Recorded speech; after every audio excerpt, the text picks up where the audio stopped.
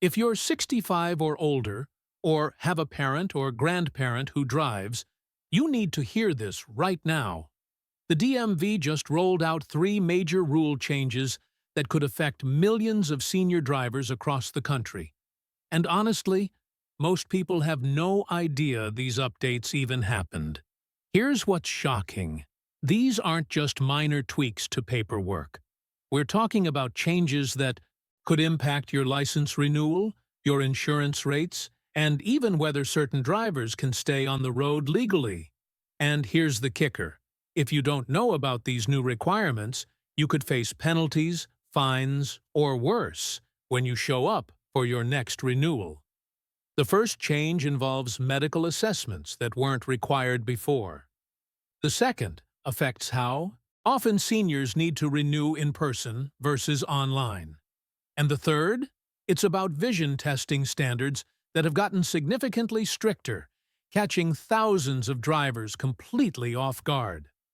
Now, these rules were designed with safety in mind, and there are actually some benefits buried in here that could help senior drivers save money and maintain their independence longer, but only if you understand what's changed and how to prepare. I'm breaking down all three updates in detail, including the exact documentation you'll need, state-by-state differences, and insider tips that could save you multiple trips to the DMV. If this information could help you or someone you love, smash that like button right now so more people can see this. Let me tell you something that happened just last month that perfectly illustrates why we need to talk about this right now. My neighbor Carol, who's been driving safely for 47 years without a single accident, walked into the DMV expecting a routine license renewal. She walked out 30 minutes later confused, frustrated, and frankly a little scared because nobody had told her about the new requirements. She actually had to reschedule her entire appointment and come back 2 weeks later with documentation she didn't even know she needed. And Carol isn't alone. This is happening to seniors all across the country. So let's get into exactly what's changed, and more importantly, what you need to do about it. The first major update involves mandatory medical certification for drivers over 65. And this is probably the most significant change of all three. Now, I know what you're thinking. Hasn't there always been some kind of health screening? Well, yes and no. The old system was pretty relaxed. You'd show up, take a basic vision test, maybe answer a few questions about your health history. And that was it. The DMV basically trusted that if you had serious medical conditions, your doctor would have already flagged concerns about your driving ability. But here's what's different now. Under the new nationwide standard, drivers 65 and older must provide a signed medical clearance form from their primary care physician or a licensed medical professional. This form isn't just a quick signature either. Your doctor actually has to review a checklist of specific conditions, including cardiovascular health, cognitive function, reaction time capabilities, and any medications that might impair driving ability. They're looking at things like whether you've had it while driving. These incidents often result in severe crashes that don't just affect the driver, but innocent people around them. The DMV's position is that, with our aging population growing rapidly, we need better systems in place to ensure that everyone on the road is medically capable of driving safely. Here's what you need to do to prepare for this requirement. First, schedule an appointment with your doctor at least 6 weeks before your license expiration date. Don't wait until the last minute, because getting appointments can take time, and you don't want to end up driving with an expired license. When you call to make the appointment, specifically mention that you need a DMV medical clearance form completed. Most doctors' offices are familiar with this now, but it helps to be explicit about what you need. Bring a list of all your current medications, any recent hospitalizations or emergency room visits, and be prepared to answer detailed questions about your health history. Your doctor will complete the official form which you can usually download from your state's DMV website. And this form must be dated within 90 days of your license renewal appointment. This is crucial. If the form is older than 90 days, the DMV will reject it, and you'll have to go back to your doctor for a new one. Also, make sure your doctor signs and stamps the form with their medical license number because the DMV requires official verification. Now let's talk about the second major change, which involves renewal frequency and in-person requirements. This one's actually a mixed bag because, depending on your situation, it could work in your favor or make things more complicated. Under the previous system, most states allowed drivers over 65 to renew online or by mail every other cycle, so you might only have to go into the DMV in person every 8 to 12 years, depending on your state's renewal period. That's changing significantly. The new nationwide standard requires drivers 65 to 74 to appear in person for renewal every 6 years instead of the previous 8 or 10-year cycles many states offered. But here's where it gets more strict. Drivers 75 and older now must renew in person every 4 years, and drivers 85 and older are looking at renewals every 2 years. I know this sounds like a hassle, and honestly, it is more frequent than before. But there's actually a logic to it that's worth understanding. The DMV's reasoning is that physical and cognitive changes can happen more rapidly as we age, and longer gaps between renewals mean that someone could develop significant impairments without any official assessment. By requiring more frequent in-person renewals, they're creating more touchpoints to identify potential issues before they become dangerous. During these in-person renewals, you'll go through the standard vision test, a brief reaction time assessment that wasn't universally required before, and in some states, a short cognitive screening that checks basic memory and decision-making abilities. Now, before anyone panics about cognitive screening, let me explain what this actually involves because it's not some difficult exam designed to trip you up. We're talking about simple questions like what's today's date, who's the current president, basic memory recall exercises, and spatial reasoning tasks like copying a simple drawing. These screenings are designed to catch severe cognitive impairment, not to penalize someone for having a senior moment or forgetting something minor. The vast majority of seniors pass these screenings without any issues whatsoever. There is actually a silver lining to these more frequent renewals that nobody's really talking about.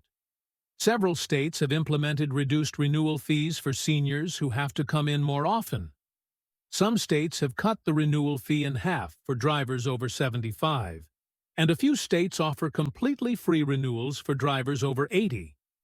Additionally, many DMV locations now offer priority scheduling for seniors, meaning you can book appointments during less busy times and don't have to wait in those notoriously long lines. Some locations have even created dedicated senior renewal windows with staff specifically trained to help older drivers navigate the process efficiently. Here's my advice for making these more frequent renewals less of a burden. First, mark your calendar right now with your next renewal date and set a reminder for 3 months before that date. This gives you plenty of time to gather documents, schedule your doctor appointment for the medical clearance, and book your DMV appointment before the rush. Second, check if your state offers online appointment scheduling because this can save you hours of waiting. Walk-in appointments for renewals are becoming increasingly rare, and in some states they're being phased out entirely for everyone, not just seniors. Third, consider going to DMV locations in smaller cities or suburban areas if you have options. Urban DMV locations are almost always more crowded and have longer wait times. Now, let's get to the third major change, which has caused the most controversy and, honestly, the most confusion: the updated vision testing standards.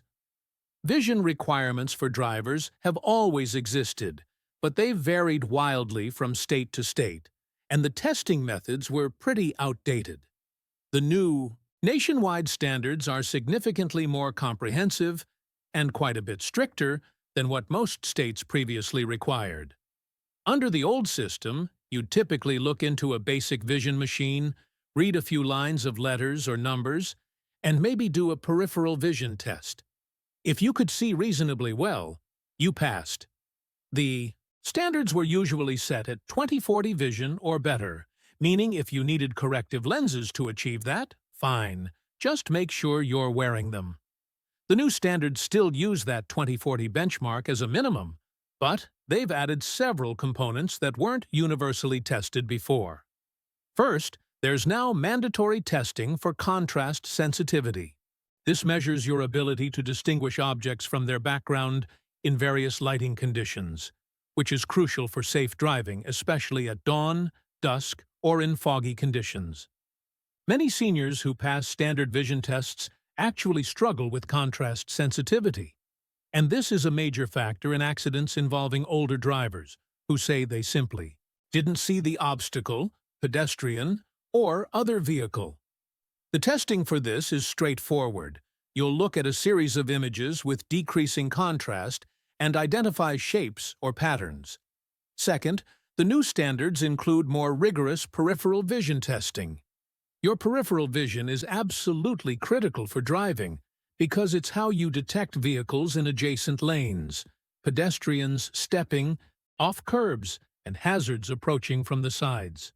The testing now covers a full 120 degrees of horizontal vision, and you must demonstrate adequate vision throughout that range. If you fall short in certain areas, you might be required to install additional mirrors on your vehicle, or in some cases, face restrictions on the types of roads you can drive on. Third, and this is the one catching most people off guard, there's now testing for glare recovery. This measures how quickly your eyes adjust after being exposed to bright light, like oncoming headlights at night. As we age, our eyes naturally take longer to recover from glare, and this can create dangerous situations on the road. The test involves looking at a bright light briefly and then identifying objects or letters immediately afterward. If your recovery time is too slow, you may receive a restriction limiting you to daylight driving only. Here's what's really important to understand about these vision changes. Failing one or more components doesn't automatically mean you lose your license entirely. The system is designed to be more nuanced than that. Depending on what specific areas you struggle with, the DMV can issue restricted licenses that allow you to continue driving under certain conditions. For example, if you pass everything except glare recovery, you might receive a license restricted to daylight hours only. If your peripheral vision is limited on one side, you might need to install wide-angle mirrors and potentially avoid highway driving. The key is being proactive about your vision health. If you're approaching 65 or already past it, schedule a comprehensive eye exam with an optometrist or ophthalmologist before your renewal. Not just a basic vision check, but a full exam that specifically tests the things the DMV will be looking at. If issues are identified, many of them can be corrected or improved with proper treatment. Cataracts can be removed, prescription updates can improve contrast sensitivity, and there are therapies that can help with certain vision issues. One thing I want to emphasize is that these changes aren't about taking away independence or unfairly targeting seniors. The goal is genuinely about safety for everyone on the road, including the drivers themselves. We have to remember that driving is one of the most dangerous activities any of us engage in regularly, and ensuring that all drivers meet reasonable safety standards protects everyone.